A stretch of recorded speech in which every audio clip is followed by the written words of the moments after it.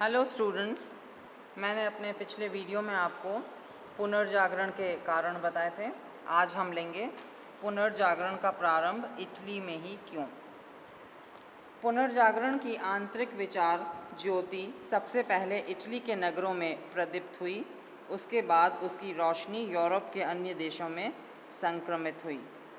Italy वह प्रवेश द्वार था जिसके माध्यम से पुनर्जागरण की लहरें यूरोप में प्रविष्ट हुई। यह एक स्वाभाविक प्रश्न है कि इटली पर ही या इटली की भूमि में ही पुनर्जागरण के बीज सबसे पहले प्रस्फुटित हुए। तो इसके कुछ कारण थे। पहला कारण है इटली की भौगोलिक अनुकूलता। भौगोलिक दृष्टि से इटली को यूरोप को अन्य देशों की तुलना में अनेक लाभ थे। भौगोलिक निकटता की सुविधा के कारण इटली पूर्वी और पश्चिमी देशों के मध्य बढ़ती हुई व्यापारिक गतिविधियों का प्रमुख मध्यस्थ केंद्र बन गई। धर्म युद्धों से लौटने वाले यूरोपवासी सबसे पहले इटली के नगरों में रुकते थे। 1453 ईस्वी में जब तुर्कों ने कुस्तुनतुनिया पर अधिकार कर लिया तो वहाँ से भागने वाले बहुत से यूनानी लेखकों और कलाकारों ने भौगोलिक निकटता के कारण इटली के नगरों में शरण ले ली थी। इटली यूरोप में अपनी भौगोलिक विशिष्टता के कारण पुनर्जागरण के उत्कर्ष के लिए उत्तरदायी परिस्थितियों का आधार बिंदु बन गया था। दूसरा कारण है इटली की सांस्कृतिक विशिष्टता। इटली स्वयं प्राचीन रोमन संस्कृति की जन्मभूमि एवं केंद्र बिंदु था। इटली में प्राचीन सभ्यता का कभी भी पूर्ण विनाश नहीं हुआ था। मठों में बहुत सारा लातीनी साहित्य छिपा पड़ा था और प्राचीन रोम के बहुत से महत्वपूर्ण भवन अब भी खड़े थे। इटली ईसाई जगत का केंद्र भी था क्योंकि वहाँ रोम में पोप का निवास एवं साम्राज्य था। कुछ पोप इतने कट्टर नहीं थे और उन्होंने साहित्य के विकास में अभिरुचि प्रदर्शित की। पोप निकोलस पंचम ने वेटिकन में एक पुस्तकालय की स्थापना की एवं संत पीटर के गिरजाघर का निर्माण भी करवाया। इन गतिविधियों ने पुनर्जागरण की आंतरिक भावना के विकास में योगदान दिया। अगला कारण है इटली की आर्थिक समृद्धि। पूर्वी देशों एवं यूरोप के मध्य होने वाले प्रचुर व्यापार का मुख्य मध्यवर्ती केंद्र होने के कारण इटली में आर्थिक समृद्धि एवं संपन्नता का आगमन यूरोप के अन्य देशों की तुलना में अपेक्षाकृत पहले हुआ। यह आर्थिक समृद्धि इटली में पुनर्जागरण की भावना के शीघ्र उत्कर्ष के लिए दो प्रकार से सहायक रही। पहली, इटली में एक नव धनाढ्य वर्ग उत्पन्न हुआ जो अपनी आर्थिक संपन्नता के बलबूते पर स्वतंत्र जीवन शैली का अनुगामी हो गया और उसने चर्च के एकाधिकार को चुनौती दे डाली। इस नव धनाढ्य वर्ग ने मानववादी कलाकारों एवं साहित्यकारों को बड़ा उदार संरक्षण प्रदान किया। दूसरा, व्यापारिक समृद्धि के कारण इटली में नगरों का विकास तेजी से हुआ, जैसे फ्लोरेंस, वेनिस, मिलान, नेपल्स आदि। ये नगर पुनर्जागरण युग की नव सांस्कृतिक गतिविधियों के केंद्र बन गए। पुनर्जागरण युग में इटली का सबसे प्रसिद्ध एवं तेजी से विकसित होने वाला नगर फ्लोरेंस था। फ्लोरेंस की प्रगति 3 क्षेत्रों पर आधारित थी: बैंकिंग, वाणिज्य और उद्योग। अन्य कारण हैं इटली में ही पुनर्जागरण क्यों शुरू हुआ। सबसे पहले उसका अगला कारण है इटली की विशिष्ट सामाजिक स्थिति। यूरोप के अन्य देशों की तुलना में अपनी कुछ विशिष्ट ऐतिहासिक परिस्थितियों के कारण इटली में सामाजिक वर्गों का विकास एक अलग तरीके से हुआ, जिसके कारण इटली में सामंतवादी व्यवस्था कभी भी मजबूत नहीं हो पाई। सामंतवादी व्यवस्था पुनर्जागरण के विकास में एक प्रमुख बाधक तत्व था या रोड़ा थी। इटली के सामाजिक जीवन के विभिन्न वर्गों के मध्य अलगाव की रेखाएं कट्टरता से नहीं खींची हुई थी, बल्कि उसमें एक स्वस्थ नागरिक चेतना के संकेत मिलते हैं। इटली में पुनर्जागरण के उदय एवं विकास की प्रक्रिया में विषम सामाजिक परिस्थितियों का प्रतिरोध इतना अधिक नहीं था जितना कि यूरोप के अन्य क्षेत्रों में रहा होगा। अगला कारण है इटली के नगर राज्य। इटली के कुछ नगर जैसे फ्लोरेंस और वेनिस स्वतंत्र नगर राज्यों के रूप में विकसित हो गए एवं उनके जनतंत्रवादी प्रवृत्तियों का भी विकास होने लगा। इन नगर राज्यों पर सम्राट एवं पोप का नियंत्रण अपेक्षाकृत बहुत शिथिल था और ये नगर राज्य पुनर्जागरण की उद्घोषणा के आरंभिक एवं प्रमुख केंद्र बन गए। तो ये थे इटली में पुनर्जागरण सर्वप्रथम क्यों हुआ। अब हम इसके साथ ही लेंगे पुनर्जागरण का प्रसार। तो सबसे पहले हम लेंगे साहित्य में पुनर्जागरण, और साहित्य में भी हम सबसे पहले ले रहे हैं इटली में पुनर्जागरण युग का साहित्य। अलग अलग देशों में जो साहित्य विकसित हुआ पुनर्जागरण के दौरान, तो सबसे पहले हम ले रहे हैं इटली। इटली में पुनर्जागरण युग में 3 प्रमुख साहित्यकार हुए, दांते, पेट्रार्क और बोकासियो। पहले हम ले रहे हैं दांते। दांते की प्रसिद्ध कृति डिवाइन कॉमेडी नामक महाकाव्य है। इस कृति को दांते ने क्लासिकी भाषा या शिक्षित वर्ग की भाषा लैटिन में नहीं लिखा, बल्कि उसे जन सामान्य की भाषा इटालियन में लिखा। इटालियन भाषा में लिखी ये पहली महत्वपूर्ण कृति थी, इसीलिए दांते को इतालवी काव्य का पिता भी कहा जाता है।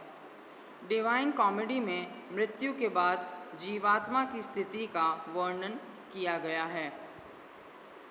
इस महाकाव्य की विषय वस्तु धार्मिक एवं मध्यकालीन है, लेकिन मनोभावना की दृष्टि से इसमें मानवीय चेतना के अनेक तत्व हैं, जैसे अपने सुख दुख के लिए मानव का स्वयं उत्तरदायी होना, मानवीय प्रेम की महत्ता आदि। इटली का ही दूसरा प्रमुख साहित्यकार था पेट्रार्क। पेट्रार्क को मानववाद का प्रणेता कहा जाता है, क्योंकि उसने पहली बार अपने साहित्यिक चिंतन एवं रचनाओं में पारंपरिक धार्मिक चिंतन के स्थान पर लौकिक विषयों को आधारभूत बनाया, जिसकी केंद्रीय धुरी एक स्वतंत्र कर्मशील मानव था।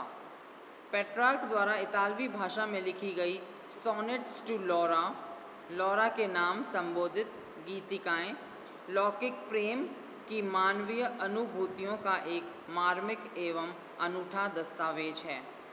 पेट्रार्क की अन्य कविताओं एवं गीतिकाओं में जीवन के अन्य पक्ष भी मुखारित हुए, जैसे कि प्रकृति का नैसर्गिक सौंदर्य, इटली के प्रति देश प्रेम की भावना आदि। इसके अलावा उसने प्राचीन क्लासिकी लेखकों होमर, लीवी, ओविड, सिसरो, वरो, वर्गिल एवं सेनेसा के नाम संबोधित अनेक पत्र लिखे, जो फैमिलियर लेटर्स के शीर्षक से प्रकाशित हुए। तीसरा साहित्यकार इटली का था बोकासियो। पेट्रार्क का वह मित्र और शिष्य था। उसे इतालवी गद्य का जनक माना जाता है, जैसे कि दांते को इतालवी काव्य का जनक माना जाता है। बोकासियो की श्रेष्ठतम रचना डिकेमेरॉन है, जो कि 100 कहानियों का एक संग्रह है। ये नवीन शैली में लिखी गई प्राचीन शौर्यपूर्ण रोमानी प्रेम कहानियाँ हैं, जिसके वर्णन में धार्मिक आडंबर, खोखले मध्यकालीन जीवन मूल्य, सामंतों के दंभपूर्ण एवं हास्यास्पद विचारों आदि पर बड़े तीखे कटाक्ष किए गए हैं। तो ये था इटली में पुनर्जागरण युग का साहित्य। अब हम दूसरा देश लेंगे, इंग्लैंड। इंग्लैंड में पुनर्जागरण युग का साहित्य। पुनर्जागरण युग के प्रारंभिक साहित्यकारों में दांते के बाद दूसरा नाम इंग्लैंड के जॉफ्री चौसर का है, जिसकी प्रसिद्ध कृति का नाम है कैंटरबरी टेल्स। इस पुस्तक में कैंटरबरी में संत टॉमस के धार्मिक स्थल की तीर्थ यात्रा में जाने वाले तीर्थयात्रियों, जो इंग्लैंड के तत्कालीन समाज के लगभग सभी वर्गों का प्रतिनिधित्व करते थे, द्वारा एक दूसरे को सुनाई गई कहानियों का संकलन है। चौसर को अंग्रेजी साहित्य का होमर भी कहा जाता है। इंग्लैंड में पुनर्जागरण युग की भावना को अभिव्यक्त करने वाला एक प्रमुख साहित्यकार टॉमस मूर था। लैटिन भाषा में लिखी उसकी विख्यात कृति का नाम है यूटोपिया, जिसमें एक काल्पनिक आदर्श राज्य एवं समाज की रोमानी कथा है। एडमंड स्पेंसर भी इंग्लैंड में पुनर्जागरण काल का एक महान साहित्यकार हुआ। एडमंड स्पेंसर की श्रेष्ठ कृति है फेरी क्वीन, जिसमें इसके नायक राजकुमार आर्थर के माध्यम से जीवन के संघर्ष में आदर्श नैतिक मूल्यों की विजय का प्रतिष्ठापन है। पुनर्जागरण युग में इंग्लैंड का सबसे बड़ा सितारा विलियम शेक्सपियर के रूप में उदित हुआ, जिसकी गणना विश्व के महान नाटककारों में की जाती है।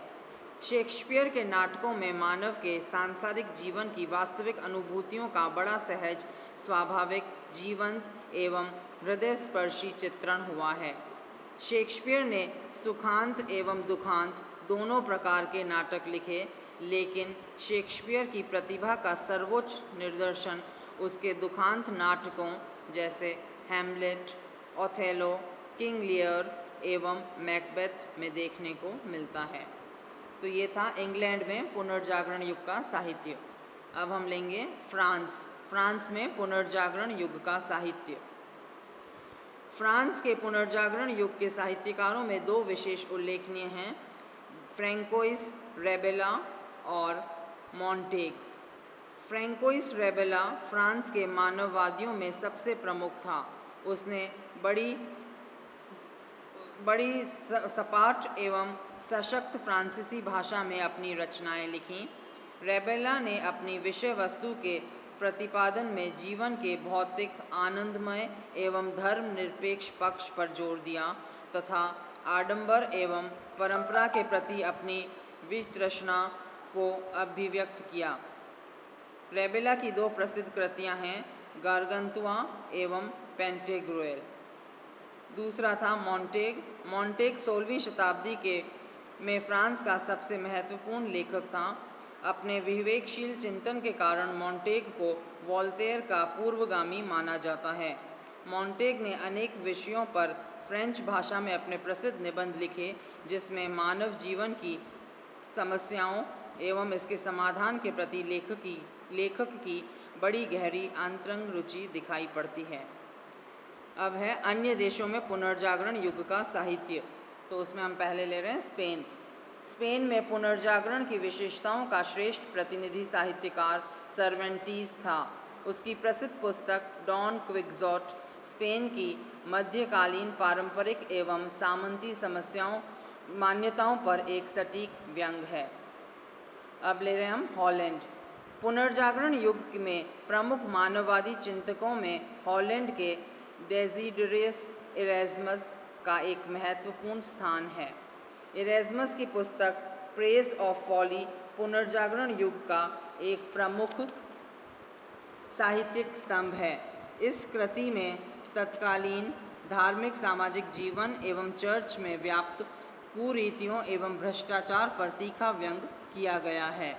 यह भी कहा जाता है कि लूथर के क्रोध की तुलना में इरेज्मस के मजाकिया कथनों ने पोप को अधिक नुकसान पहुंचाया।